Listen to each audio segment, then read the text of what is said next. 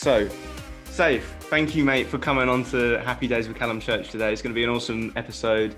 Going to be talking a lot about property. Before we get into that, though, can you just introduce yourself to the audience and tell them a little bit more about you and what you do?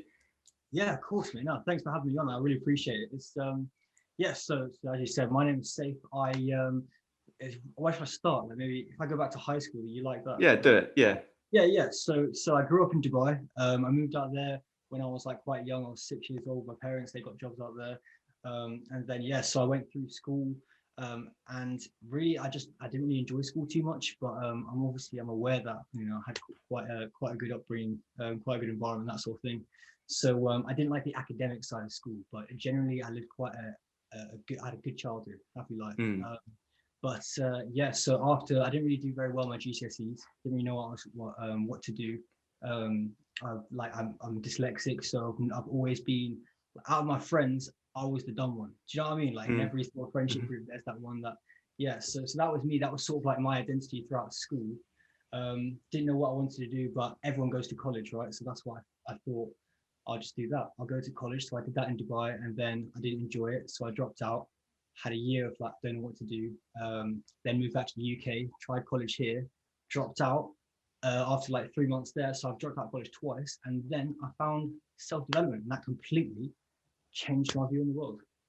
Awesome. So going on that path of self-development, that's kind of taking you onto some of the stuff that you're interested in now. Obviously, property and self-development is going to be a big part of this episode. We're going to talk a lot about it. So how did you first what first sort of brought you into self-development? How did you sort of like discover that?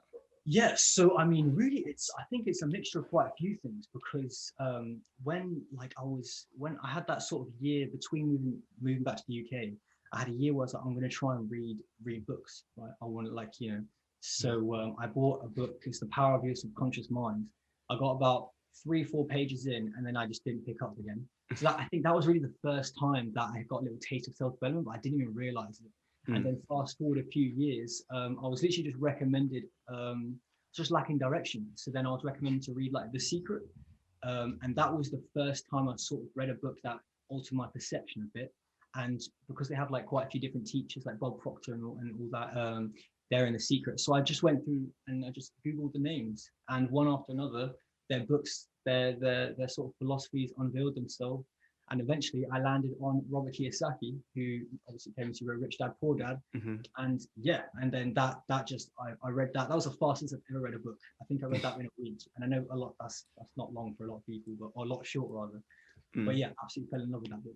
Yeah, that's I always like set myself like a rule where well, I do it now anyway. I didn't do it before, but if a book is dragging, then I just put it aside and just forget about it, because for me, I don't really see the point in sticking with books that you don't enjoy reading, and that's how you know when they're a good book, when you absolutely race through them. So that's how you started self-development. How did you get into property and start looking into these sort of pursuits, I suppose? Yeah, well, that's actually it's right off the back of Robert Kiyosaki, because I reading Rich Dad Poor Dad, I sort of then went onto his website and I signed up to his like emailing list. And then it actually wasn't me that got the email, it was my mom. But my mom got an email about an event in Brighton, which is like quite close to us. And then it's just like a free seminar of like how to invest in property by Rich Dad, the Rich Dad company. So I thought, it's free, it's a 10-minute train journey, I'll go there. And then I went there and I thought, this is sick. Like you can actually earn money without clocking in. Like, why did I not learn this in school? I would have genuinely enjoyed school if I was learning that. Yeah. But so it just changed my perspective completely. So I thought, okay, sweet. So this is it. This is what I need to do property. You're telling me right now I can own a house, earn money from the rental income, and then I can just have all this time. Because in Rich Dad Poor Dad, they say time is your biggest asset, right? So then, like all seminars do, there was an upsell to it was like a 3-day sort of course, more intensive. Actually, it's a great story of how I actually ended up doing that, because I was with someone at the time, and they're like, oh, every seminar sort of upsells, so let's go. And then we left, and in the back of my mind, something was telling me like, go back and pay that £1,000 for the 3-day course. Mm. Something's like, I need to do it. And I had £1,000 in my savings. That was it. So I thought, this is perfect. So I went back. The woman was literally just about to leave to the seminar room. I said, I'm going to do it. Here's my £1,000. I did it, got the 3-day course, went to London, did the 3-day course. And that had an upsell to a 2-year property course. And yeah, so then I thought, okay, it's £21,000. I don't know how I'm not gonna be able to afford £21,000. Something was telling me that I'm gonna get into property, but in my mind, like, I don't know if I can afford this. I don't have 21 grand. What kid has £21,000? Yeah.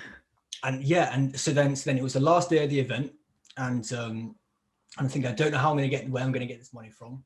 I remember walking towards like the hotel where it was being held, and I was with someone who joined me on the event as well, and he was getting quite frustrated. I was getting a bit frustrated, but then I thought to myself, like, just chill. This money's gonna come. Like, I just know something that I'm gonna do this course. And then about an hour before the end of the day, I was getting quite stressed out. Looked at my mobile banking. I don't know why I opened it, but there was a banner said you can be approved of a loan of £21,000, and I was like, this is just perfect. Clicked on it. 10 minutes later, the money's in my account, and then I started this course, and that's that, really. It was meant to be, mate. It was meant to be. I don't know if you're into law of attraction, but yeah, we've briefly spoken about this before, and like, if the law of attraction is a thing, that's it, at work in plain sight, right? For real, that's what everyone has their own like experiences, but to me, that is what solidifies, like, nah, this is real stuff, because I knew before that I had that money, that it would be in my account. And, I felt like I was meant to do property, and it all just came together at that perfect moment. So yeah, I'm a believer, man. I'm a believer. Yeah. First of all, it's like a good fit as well, right? Because you said that you hated school, didn't really do well at school either. And then property was just the perfect thing for you. You were so much more driven about it, and driven to do it. Where's that drive come from, do you think, around property? Was it purely just because you enjoyed it, or was it because of the passive income sort of attraction of passive income, or where'd that come from? I think is a bit of both, to be honest. From what you said, I think the idea of passive income, like reading, understanding that from Rich Dad Poor Dad, and becoming aware of it, I said, that I need to do something. I don't know what it is, but I'm going to create a passive income through something. So there was that passion there already. And then, and how, like, property has always been something, if I reflect, it's always been something that's been in my life. Like my aunt, she invests in property in the Midlands. Actually, really, like, it's the same town that I actually invested in now, coincidentally. But so I go there. She talked about that when I was younger. I felt, it sounds weird, but I just felt connected to property before I even knew I was into it. Right. Okay. You know what I mean? So then when the opportunity came about, it was almost like second nature to take it. Yeah. I think sometimes your body knows, it's weird. Gut feeling, right? That's when you just, I totally get what you mean. When you just get that sudden connection where, I don't know, call it fate, call it something spiritual, like someone guiding you from heaven or something. God knows, whatever your perception of that is. But no, it's cool. So when you won this course, the big boy course, once you took out that loan and really committed to it, how did that go? Like, what did you actually learn along that course? What did you actually jump into? Because it's a big commitment, right? Sure, yeah, it was. And I think also in hindsight, like, because I was 19 at the time now, so now I'm 24. I was 19 then, and I don't think I realized how much £21,000 was, to be honest. But yeah, to me, because I didn't go to university, so I saw that as my version of university. At the time, 19, all my friends are at uni, all in Canada, Australia, England, all over the world. And then I'm here in, like, my humble town, not really doing anything. But so I took it as university, and it was literally that. It had like lecture style, like seminars, you could say, because it gave you, like, there are 7 different strategies you could pick, and then you chose 3 of them, and you'd have a 3-day like seminar, lecture style sort of course based on those strategies to go in depth. So I had those, and then it gave me like access to a private Facebook group. And then that is just filled with other students, all different levels as well. So it's great for networking, asking questions, things like that. And then there was like the online portal where you learned things like the cash flow calculation, calculating yield, all that sort of stuff, the desktop research basically. And yeah, bringing that all together. I'm really glad that I did do the course, even though it was as much as it is, or it was. I'm really glad because I think now in property, there's so much knowledge on the internet. The internet's a great thing because you can get so much info, but it's almost like, where do you start? You know, how do you know something's legitimate? How do you not? But I'm fortunate that I got to skip out that sort of guessing part and just get straight to the source of just legitimate information from people that have done it as well. Everyone on the course, all the mentors, they've all done the course already, so they're like hired by if they achieve a certain amount of success in property, then they get asked to come back and to help teach other students. Yeah. So you've taken this knowledge, you've applied it, and you've actually, you know, you've got your own property now. You've got your hands on your own property without a single penny of your own investment. Is that right? Yeah. How the fuck do you do that? Because there's going to be so many people listening to this podcast right now thinking, oh, that's too good to be true. You know, it's a scam, or it's you know, it's not going to work or something. How does that work in the first place? How do you manage to do that? Sure. So initially, I put my own money in straight off the bat. I'm going to say that. So my paying for the solicitors and the mortgage broker and all that, I used my own savings while I was raising funds. So, but I've just replaced, part of the funds that I raised, like those fees are included in that money. So I put the money down initially, and then I sort of just paid myself back, basically. But really, I got the money back. It's not I don't technically have skin in the game, although I'm completely emotionally invested in this. But so essentially how it works is it's basic figures. So if a house is worth £100,000, the mortgage is 75% of that. So the bank is going to give me £75,000, right, to put towards the house. So now I know I need to have £25,000 plus any refurb costs, right? So you're essentially becoming a problem solver, because you're saying I need to raise, let's say £30,000. I'm going to go right now in the banks. They're not offering a return where people's savings can grow.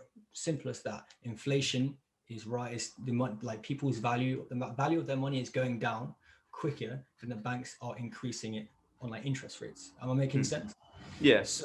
So I'm thinking. So then I put myself in a position where I can leverage this property to get through the money that I raise, they can relocate. Complicating. So let's say someone with that £30,000, they give it to me. I use that to secure the house, and then through the rental income, I can repay them at a rate that beats the bank. Yeah. Does that make sense? Yeah. So basically, let's break it totally down. So inflation is a thing in the world that we live in. That is the gradual devaluation of money. It's where money slowly loses its value. That's right. Yeah. Yeah. So you find this comes when countries print money. So when countries print money, what they actually do is they essentially just add a bunch of zeros to the end of the they make money up, they make it up, and because there's more money in an actual system, the money, individual £1 would lose its value. It would be a fraction of that because there's more money put into the system. Fake money, it's printed, it's not real. So inflation's a thing. People's money is slowly losing its value. You have a property, or you're looking to buy a property. People's money is losing value, so you put their money into the property in return for their investment. You rent that property out. Once you've secured the payment and once you've secured the mortgage, you now own that property. People have invested their money into that property so you can buy it. And then you rent that property out to other people, take the rental payments, and give a portion of that back to the people who initially invested in the property. Is that correct? Yeah, mate, you smashed it. Yeah. Yeah, that's exactly it. Yeah. So like, you know what, I'll give you the example of this house that I'm doing now, right? Yeah. So the investment that I needed was £50,000. So I said, so if on £50,000, I can give someone 8% return a year annually. In the bank, you'll be lucky if you're getting like one, right? Yeah. So I know that I'm blowing the banks out of the water. They can't compete with this. So now it's just how do I communicate this with someone to make them see the value in it? Because so through the rental income is 1,432 to be exact. The 8% a year that's on of 50,000, that's £4,000 a year. Divided it by 12, that's £333 a month. So minus 333 from that rental income. So it's just over £1,000 left, right? And then I've got other expenses. So then that this person knows that they're getting £4,000 a year added on to their investment of 50 grand. And then after that term, after the term, it's basically they're getting £20,000 after a 5-year term. So at the end of the 5 years, I'm going to go to them and say, right, I can give you the £50,000 back. And then they have 70 grand in total. Or they can say, you know what, I actually like getting this return. And I'll say, okay, fine, keep your money in there. And then you just keep getting that £333 a month. Yeah. And it's as simple as that. And what would you do at that point? Would you remortgage the house or Yeah. So yeah. if you turned around and said, you know what, I would like my £50,000 back. You know, I've got £70,000 now. It was you know, great business deals. Then I just refinance the property. And that's what we would call pulling your money out of the property. Yeah, and then based on this new value, yeah, just give him his 50 grand back, and then I just get added £333 a month into my cash flow, which is fantastic as well. So either way, everyone's winning. Yeah, exactly. Yeah, no, it's good. So it's a pretty cool concept, you know, buying a property without a penny of your own, you know, investment and then getting paid for it as well. Yeah. Pretty cool. But it must be pretty difficult, right? Yeah, definitely. I would like, you know, no, I'm not trying to sell sunshine and rainbows. Like there is definitely, there's two battles. There's the one battle of just getting things going. You feel like, and then there is also just the battle of like the mental game. Yeah. Doing something that you've never done before. Naturally, there's so much resistance to it. You're like wrestling your mindset, you know. And yeah, it is hard, especially with raising funds. Raising funds for me was probably the biggest learning curve I had, because I had to I started to get traction once I realized that I'm not asking for a favor. Like I'm genuinely bringing something of value here. Like people's money, people are losing money in the bank, you know. And for me, the penny clicked where I did the maths, and like for a parent, if they were to put £50,000 into, you know, this house that I've just done, the day that their child was born, on their child's 18th birthday, it would be £80,000 of interest on top of that 50 grand, right? Not bad, huh? That's insane. That's insane. So I'm like, that's their tuition. That's a deposit on their own house. You know, it's like, and that was the mental shift I had. Like, I'm giving someone the ability to really help their loved ones in such a good way. You know, I'm not asking for a favor. Yeah. So how do you mentioned that it's difficult to get things going and get things moving. How do you find these private lenders that give you the initial investment in the first place? Oh yeah, okay. So it's actually like it's something. It's literally something you can do at home. Like because of like COVID and everything. It was all like Zoom calls and phone conversations. It wasn't like network meetings face to face. So the process itself, it's simple, not easy. So for basically what I did was I wrote out a list of everyone that I know would help me no matter what. You know, things like my mom, my closest, like my best friends, that sort of thing. And I basically just practiced my pitch on them. And then once they understood the, you know, what I was doing, I said, right, so now who do you know that can benefit from this? And I got some people said no one, some people came back with 5. My mom, the saint, she thought of like 50 people. That's exaggeration, but she thought of like loads of different people. And I had their name on it, and I just went through like one by one. I just contacted them, either contact them directly or ask the person that I spoke to initially to bridge the gap. And it helped massively because like there was a mutual connection. It's not like, you know how there's like a cold market and a hot market, or warm, that I would call it like a warm market, like I know them indirectly. Yeah. And then it's just a case of literally getting on a Zoom call like we are now and just talking through. Yeah. It's funny because I think a lot of people will probably sit there and think, like, where the hell do I get this money from in the first place to be able to do it? But you've literally gone to a mutual friend and managed to secure the investment. And I think that just kind of goes to show that you don't get anything if you don't ask for it. You know what I mean? Like, there's been so many things where I've surprised myself in getting things simply just because I asked the question in the first place.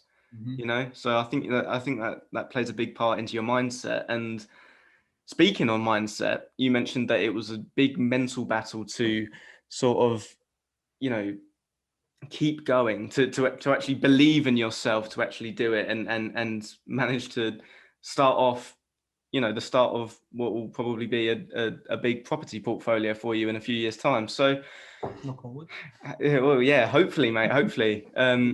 So how did you overcome that mental battle, that battle with your own mindset, and preparing your mindset to be able to do what you've done? Yeah, well, mate, it's a brilliant question. And you know what, I would say that you never fully overcome it. You just learn how to handle it. You know, like now I sit here and I'm not free of negative thoughts. I now know how to handle them. So for me personally, it's a matter of self-awareness. When after over time, you realize that your thoughts aren't you, right? They are separate. So for me, it helps me to just imagine they are like another person. So in my mind, not sound too weird, but I have like a council, like, and all my different emotions are on this board, right? Yeah. So I have my happy emotion, I have my excited emotion, I have my sort of depressed emotion, and they're all throwing ideas out at each other. And some days I'm like, nah, be caught like the sad emotion. We don't really need your input right now. This is for the excited emotion. And I genuinely, that's how I see them. Like in my mind, like it's almost like a ring in my brain, you know. And that's a great way I've found for me to just detach myself from those thoughts. And it makes so smart though. I appreciate that, man. But yeah, it's just like it's cool. Like it sounds weird when I explain it, especially out loud. But it works. It works. To be honest, you might think that maybe it sounds a bit weird when you say it, but I think that's quite like really, really smart. And that's I've never heard of anyone say that before. Never heard of anyone.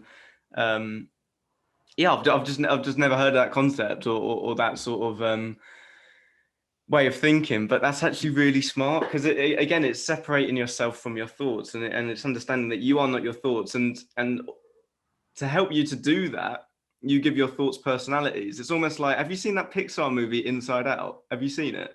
No. Oh, it's a great film. I fucking love Pixar films. It is for kids, but I still love them. And it's basically about a film about a young girl learning how to deal with her emotions and stuff, and all her different emotions. There's like angry, sad, confused, or something, anxious, or something. They all have their own little personalities. It's funny though. It's funny you said that. That's what it reminded me of. It's cool.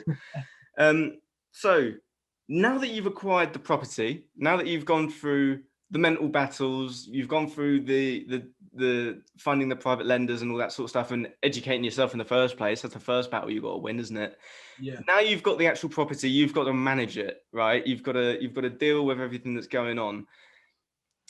I remember when we spoke before that you said that this wasn't a massive problem for you. And it surprised me when you said that, because I thought this will probably be the most difficult part of the whole process, you know, is actually managing the property once you've done it. So how do you manage the property, and why is it easier than you think? Yeah, so it's basically, so in the course, it taught me in the cash flow calculation to include a management fee, right? So because I'm doing HMOs 15%, but for buy to lets, it's 10% of the rent. Wait, what is that? Talk to me like I'm five. Sorry, mate. Sorry. No, so HMO is a house of multiple occupancy, right? So you're renting out the room, not the entire house. Yeah, sure. Unrelated people, right? Mm-hmm. So essentially, like 15% of the rental income will go to a third party to manage the property. So my phone isn't going off at 2 a.m. because a light bulb needs replacing or anything like that. That it's outsourced essentially. My management is outsourced. Obviously, there's like void periods and exchange of tenants and all of this stuff that I do need to be like in the loop with and have direct input of what happens. But when it comes to the day-to-day management of the property, finding the tenants, even that sort of thing, it's outsourced. I mean, I think it's Grant Cardone that no, in fact no, it's Robert Kiyosaki said time is your most important asset. So outsource the things that you that if do the things that you're best at and outsource the rest. And I'm just grateful that my education taught me exactly how to find these properties that the rental income is great enough for me to do that. How do you find a property with enough rental income to do that? Is there certain areas that you're looking for, Yes. or yeah? So typically, I look at like what we call as like satellite towns. So there's if you take like Manchester, for example, and then you look and then in like Rightmove or Zoopla, just do like a search radius of like 15, 20 miles, and you'll see like there are towns that like are around Manchester, right? That's a satellite town. Yeah. So then that's so typically the property is cheaper than it would be in the city, but the rental income is, if not the same, very similar. So then you're able to find a property where you have that asset appreciation because it's low, it's close to a city, but it's not city prices. But at the same time, it doesn't suffer from losing rental income. So then the buy to rent ratio, so the money that you're buying the property for compared to how much the rent is actually pretty good. So then that's how then the cash flow is greater as a result. Where's your property? Is it just outside of Manchester, or? My property is in Kettwig, Northamptonshire. It's about an hour 10 minutes away from London on the train, like Milton Keynes way. Sure. Yeah. Awesome. Cool. So, is there anything else that we need to know about property and managing it, or anything else in the process that people would need to know about, as an introduction into property? Because obviously after this episode, no one's going to go buy a property straight off the bat, but I see this as an introduction. What else do people need to have like a heads up about? I would say first three things to learn when, like in hindsight, first three things to learn about property to get you on the way is the cash flow calculation. So whether that's literally just like I'll happily show someone the cash flow calculation, like DM me, I'll show you. But there are ways on like on the internet finding out the cash flow calculation, how to qualify an investment area. So similar to what we were saying just there. Those two things, and also it's not really property related, but learning how to be confident speaking to people. I say if you can learn those three things, then you are well on your way to successfully investing in property. Because the cash flow calculation and finding the investment area, that's like your product, right? And how to speak to people, well then that's like it's almost like your market in a sense, because obviously the market is the tenants, but you're raising the funds to buy the property. You don't want to put your own money into it. So learning that skill will make it infinitely easier to when it does actually come to raising funds to making it happen. Yeah. So those are the first three things. Yeah. How you mentioned that you want to get better at confidently speaking to people, right? I mean, in the past, I've suffered from social anxiety a lot in the past, and at the time when I was going through that, I would have thought it would be crazy for me to be able to develop my confidence or something like that, So how do you become better at speaking to people with confidence? Is that something you've done? Totally. Yeah. 100%. I mean, like I have like my own, sort of like, I don't want to say I have social anxiety, but I've experienced anxiety in social situations. But now I can feel I find it quite easy. And how I do that is literally it's self-image, it's self-talk, the conversations you have with yourself when it's just you. One thing for me that was huge was when I realized that why am I thinking for people? Why like I'm in my mind, I have what I'm going to say to them, and I also have what they're going to say to me. Why? There's so many different things that they could that they could respond to. Why am I thinking of the negative one? And then it goes back to the council, my board members in my brain. Like, why is why are we all listening to the negative one? And then over to the excited one. they could turn around and be like, "You're just the most amazing person I've ever met in my life. Please, can you stay around forever?" That could happen, you know. So it's self-talk, it's perception, and once you sort of understand that, then it is just trial and error. You just do it over and over and over again, and eventually it becomes second nature, like everything. Yeah, there's a philosopher that I quote quite a lot because he's probably one of my favorites. He's called Seneca the Younger.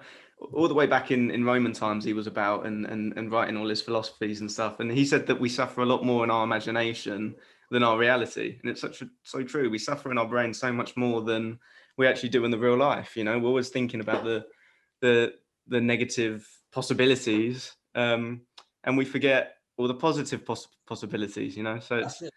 it's important. And that ties quite nicely into personal development, because I do want to talk a bit more about personal development for you, because I know that you're passionate about personal development. I know it's important to you. So what does personal development actually mean to you? So tying it into property, I'd say that anyone that wants to get into property as a young person, personal development is by far the greatest tool to get into it, because I've met some people that you would see, like some very what's the word, just like people that are into property that aren't half as capable as some of the people that I've met that aren't in property. But I think the difference is it's just where they've like developed themselves, they have that belief. So I, to me, it's an obligation. Self-development, I don't know, I couldn't go to express how much someone means to me. Like I couldn't go to my mom and say like, "Mom, I love you," and then not improve myself to make her experience of me better. You know, and that goes for everyone that I care about. That goes to people I don't know, the people that are, you know, if I pass someone in the shop, and then like if I can make myself better for their experience of life, their experience of me, why wouldn't I do that? You know, so it is an obligation. It is also incredibly empowering, just for yourself. You know, the person that I was before I found self-development, completely different to the person. It sounds obvious, but completely different to afterwards, but in just the best of ways. And it's like I feel that, and you could probably relate the benefit that self-development has brought to my life. I can't articulate. Like the English language like isn't developed enough to explain how much it's done for me, you know, in my Yeah. mind. Yeah, it opens up everything. It opens up your mind, it opens up possibilities, it opens up opportunities, it opens up you as a person, and you know, you begin to flower as a person is quite a nice way of thinking about it, when you open yourself up, and the petals open up and you become a lot more beautiful, you know, and a lot better, and you grow as a person, you know. And sorry, go on, mate, go on. No, I was just gonna say, like, to your point though, for me, like a massive thing growing up was I always thought I was ugly. And like, genuinely, I always thought I was ugly. Like I was like, I thought I was the ugly donkey. I thought I was stupid and ugly. That's what I thought my like as a person, as a kid. But then through finding self-development, and I think I've actually said this to you before last time I saw you, but affirmation, I started calling myself attractive. Every time I passed the mirror, I would stop and I would literally be like, "Tam, you are fit." It sounds weird, but I do that, right? And then Yeah. because of that, my posture became better. My facial structure changed. I found like a haircut that I liked. I began to wear clothes that, you know, was better. Like it self-development, you truly did allow me to blossom like a flower. Yeah. Um, and it's quite nice what you said before, actually, as well, in that you want to grow as a person to improve other people's Yeah. experiences with you, experiences in life in general, I suppose, you know. And that's really nice, because a lot of the time I see a lot of people bashing the personal development space for being quite self-centered and very arrogant, and yeah, you know, yeah, just very self-centered. What you said there is actually totally selfless, you know, because you're improving yourself. Yes, for you, of course. I mean, that's a given, really, Yeah. isn't it? Yeah. But it's also for other people as well. And I think that's a really nice thing. And I suppose the fact that you've just come on the podcast today to share your story with your own growth, but also the beginnings of your property portfolio, Mhm. and how you do it, I think you're doing everyone else a massive service, including myself and all of my listeners as well. So it's awesome what you're doing, man. Thank you for No, doing it. no, I really appreciate that, man. It means a lot, and I could say the same for you as well. Like with your podcast, like it's self-development does give this need. Obviously, as you said, like you do it to develop yourself, but in that there just comes this desire to help other people. And because it's like because it's so like once you experience it, it comes across as quite simple as well. So you're like, oh, okay, so how can I use this to help other people as well? And in the simplest of forms, like just walking past someone in the street, you know, and for example, like self-awareness, right?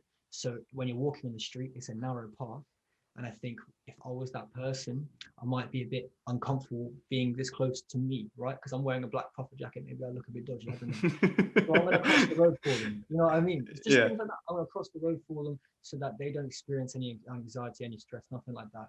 And that is a product of self-awareness, which is 100% a product of self-development. Yeah. That's the thing. I think a lot of the time the personal development space can be confused a little bit with being self-centered, because of course everyone's trying to develop themselves economically as well, which can sometimes have a bit of negative connotations and stuff. But it's important to remember that personal development and self-growth is vast. It's everything. It's physical, mental, economically. It is social. It's everything. It's just becoming a better person in general. Becoming a better person in turn, that makes you want to help other people, because good people help other people, right? You know, so if you're improving yourself, you're only going to want to help other people even more, you know. Yeah, you're so right. And I think like for like the real realization, like when with self-development, is that everyone, like you if you were to, you know, when you're a kid and like to annoy, you know, siblings, so you say like, but why? If you are someone's goals, if you say like, but why to everything they say, eventually you'll get down to be happy. I want to be happy. Everyone in this world, we all have like, we have a lot in common, but one thing we definitely all have in common, no matter where you go, is people just want to be happy. Even if someone's opinion is, oh, but you need to feel sad. Like it's important to feel sad. Yeah, you're right, but only so that you can acknowledge being happy. You know, so and the awareness of that self-development is such, like that's what allows you to create happiness. And happiness can be anything, like you said, like happiness can be absolutely anything, not necessarily financially. You know, not everyone wants that fancy house, the fancy car. Some people, you can paint happiness in so many different ways, and self-development just connects you to your way of painting. 100%, man. That's awesome. That's really awesome. It's clear that you're so passionate about personal development, and you also partly do it for your own growth. You also do it to improve other people's experiences as well.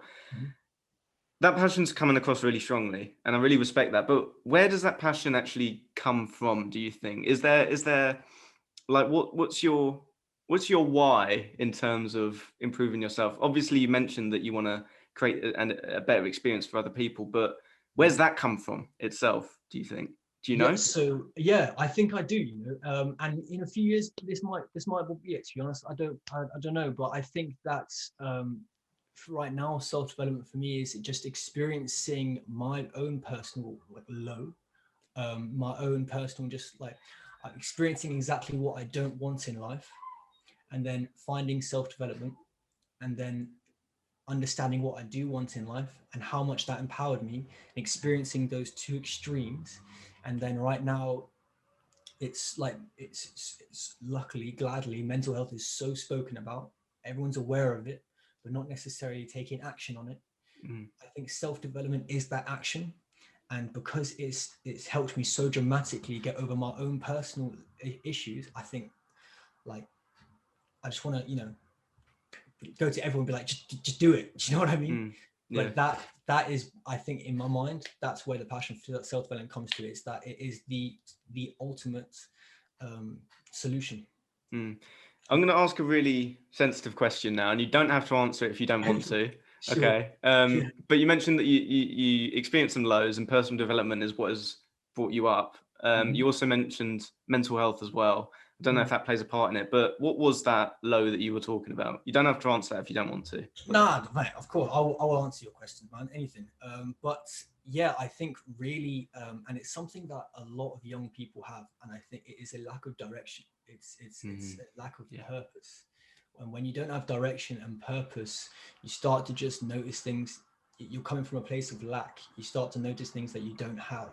So at the time, I just moved back to the UK. I didn't really, know where I was going to go, what I was going to do. I was working in a supermarket, and in my life, I just thought this is where I'm going to be. Like, this is what it is. I'm 19, and it lasted like a good 3 years, I'd say, like 19 to 22, and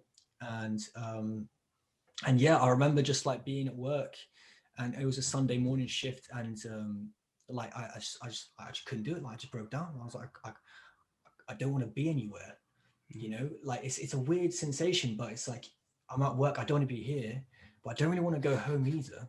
And I went and I started to talk to the manager, like the store manager, and I just started to say, like, and he said, like, just sit here. And he didn't feel comfortable with me going home because he could see I was in distress, but he said, just sit there, he just sat in the room with me. And yeah, and then and that was sort of like when I had this moment of, I just don't know what I want to do. I feel like I'm repeating myself now, but then that showed its way in like different things. So for example, like, I would be invited on like nights out, right?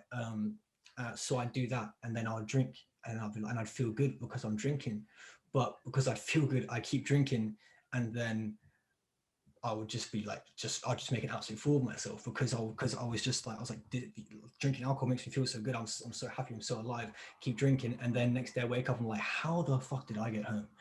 And then obviously alcohol is a depressant. So the day after that, I was just in my room, like, not hungover, but just like emotionally hungover, Yeah.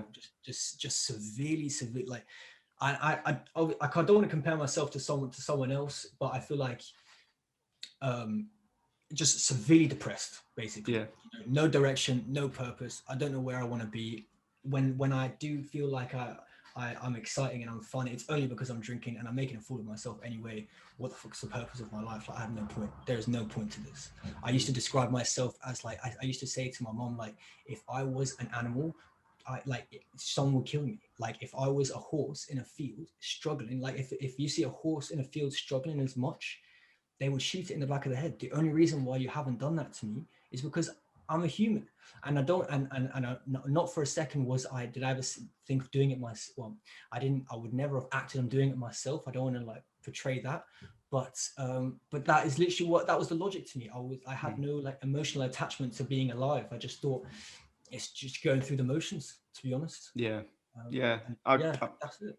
Yeah, I can really relate to that, man, and thank you Yeah. for sharing that as well, because that you made yourself really vulnerable there, and that was really, you really opened yourself up there, and that was really nice for you. So thank you for doing that, and people listening to that will really respect that if people are struggling or at the start of their personal development journeys, because I feel that a lot of people that are on their personal development journeys, they do have to hit that not rock bottom, but they have to hit that low in order to springboard them up into better times, better days, happy days, as the name of the podcast.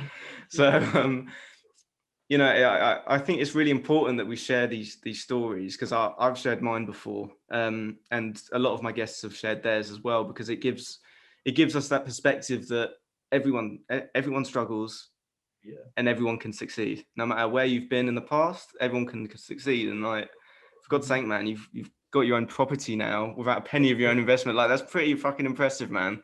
And I respected it. And I bet that the person that you were in those low times, never even imagined for a second that you'd be where you are now, right?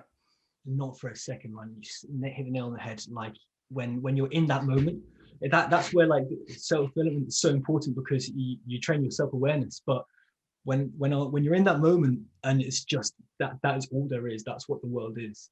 The world is as small as the room that you're in, and nothing outside it is going to change it. Like your brain, like, I think your brain is wired in a way, like, if you experience what you experience, it takes it as fact.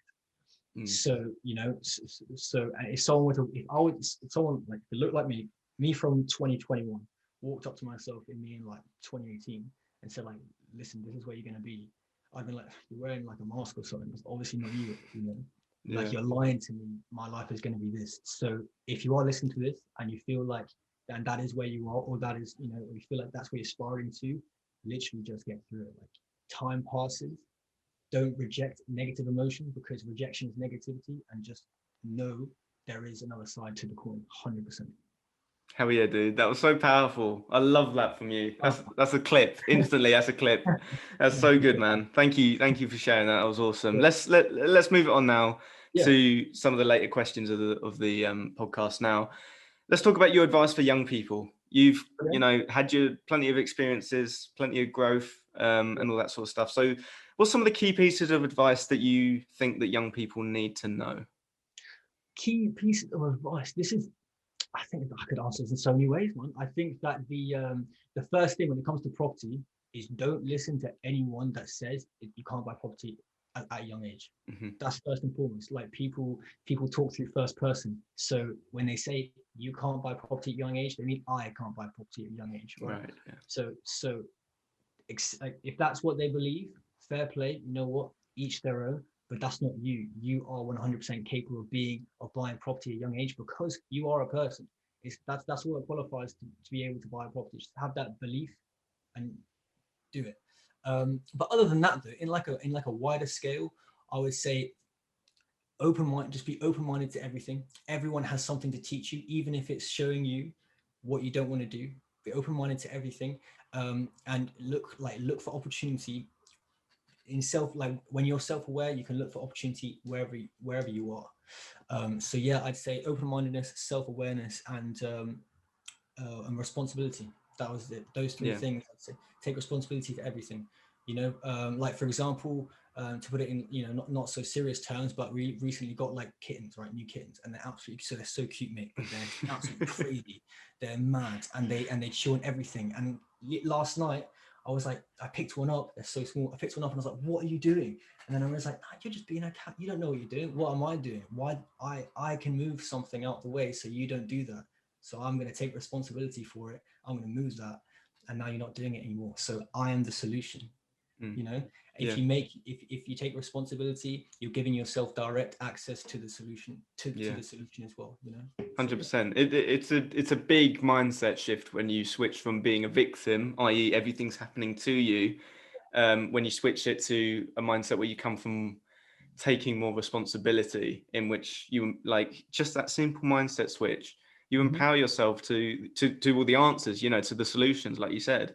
And like, I mean, if you sit there and feel like a victim all the time for everything that happens to you, of course you're going to suffer even more, because you're not open to the solutions or the possibilities. And, you know, I think, again, that reflects how personal development can help you flower as a person, opens up opportunities, opens up the solutions.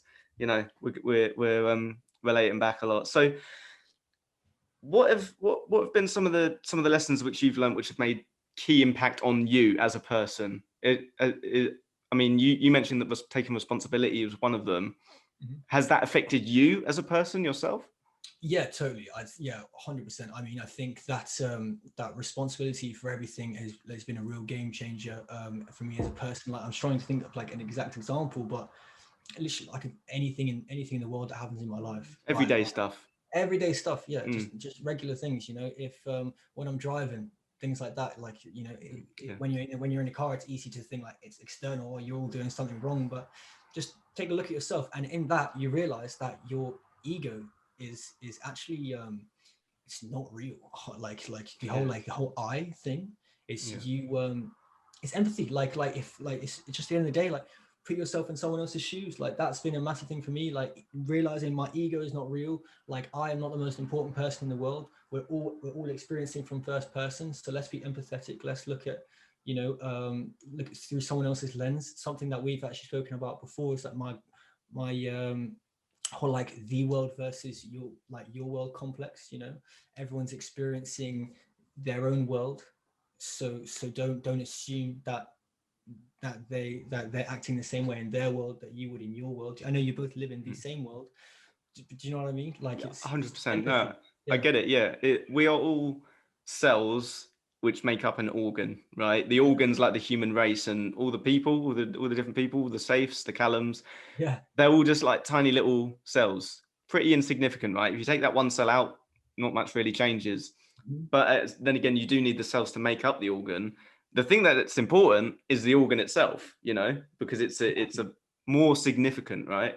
The cells aren't, right? And it's funny. I was listening to a podcast the other day and this guy was talking about how when we're born, we're nothing, basically. We're just little babies crying in a cot. Our parents stand by that cot and say, Callum, Callum, Callum, and they keep repeating this name, Callum, Callum, Callum, or in your case, Safe, Safe, Safe. And the baby's sitting there thinking, what the bloody hell is safe? What does that mean? And then you start to identify, oh, that they're saying that to me in reference to me. That's my name. And then that is the beginning of your ego, where you start to take up this mantle, this idea that you are Safe, who is,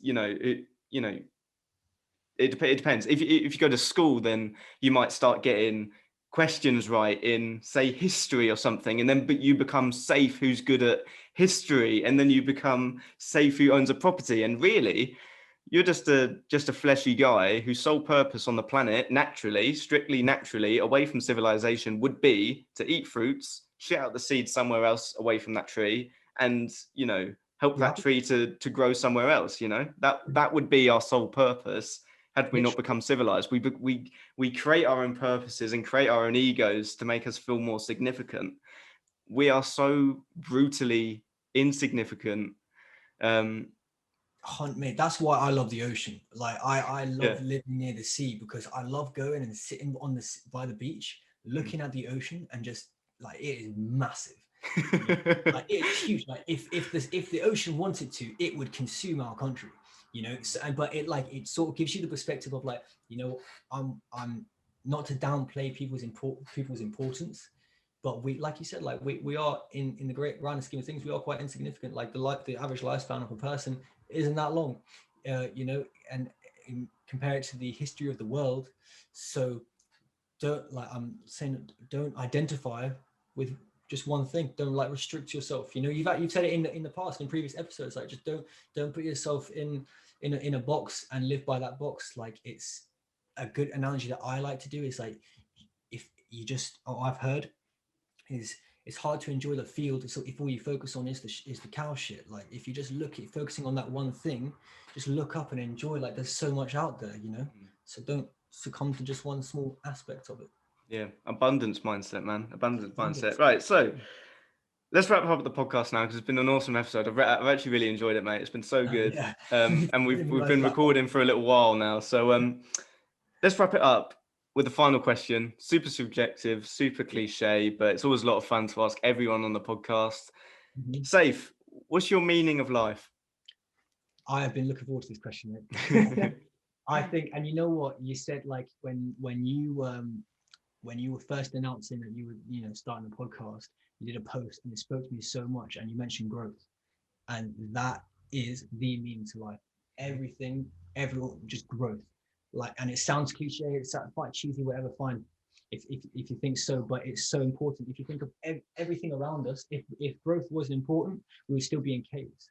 The whole reason why like we're wired to just constantly improve. So just don't neglect your you know what, actually, I'm going to change my words, because that's a negative. I want to say embrace growth, and that's it. I think that is, if you're just, and that's not, and I'm not saying don't never be happy with where you are. Be grateful, of course, but just focus on becoming a better version of yourself every day. And I think self-development is such a key thing. And I just quickly want to say as well, for a lot of people that are struggling with mental health, and they feel like self-development, or when people like you and I preach self-development and how amazing it is, it sort of maybe belittles them and makes them feel like their problems are small and insignificant. And that's definitely not the case. Self-development is like boats don't change the currents of the sea, right? But they can help you stay afloat. Yeah, that's literally self-development. Self-development doesn't change the currents of your emotions, but it helps you cope with it. So constantly strive to grow, and self-development is your one-way ticket to do that. That is the meaning of life. To me, that's my meaning of life. I love that, bro. That's awesome. That was really awesome, and a brilliant analogy to go with it. I'm going to use that because I love my analogies on the podcast. That's brilliant, mate. Where can we find you online? You mentioned that there was a cash flow calculator or something that people could get in touch with you, that you'd happily share. if anyone has any questions regarding the episode and stuff, where can they find you online to get in touch? Yeah, sure, man. So I mean, really, when it comes to like, it's Instagram's my most used platform. My personal Instagram, like Saif Maghrabi, SaifMaghrabi. I'm very active on there. I also have a separate Instagram that I haven't really worked out exactly where I'm going with it, but I know it's self-development, and I post more of my self-development stuff on there. So please feel free to follow that as well. That is Ground Up Freedom, as in like financial freedom from the ground up. That was the aspect I should go with. But yeah, either one of those two platforms, send me a DM. Anything in regards to property. My biggest goal is to literally help young people get started in property. Where I'm taking it, I want to just like hire young people so they don't have to do a course. I want to pay them to be like my apprentices. You know what I mean, in property. But that's future. For now, yeah, Ground Up Freedom, Saif Maghrabi, DM me on Instagram. I'd happily help anyone. Awesome, man. Sounds so cool. Thank you so much for joining me for today's episode. It's been awesome. Always good to speak to you, mate. Yeah, mate. Callum, it's been great. I really appreciate it. And thanks again for everything that you're doing, man. I love this. More than welcome, man. Thank you. So there you go. That's the end of the show. If you enjoyed, make sure to subscribe on your podcasting app of choice so you can download and listen as each episode is released. If this episode helped you in any way, tell your friends, tell your family, maybe even leave a cheeky review on Apple Podcasts. It really helps the show. But that's all for now. I hope you have a wonderful day, and I'll see you in the next episode, released shortly. Take care.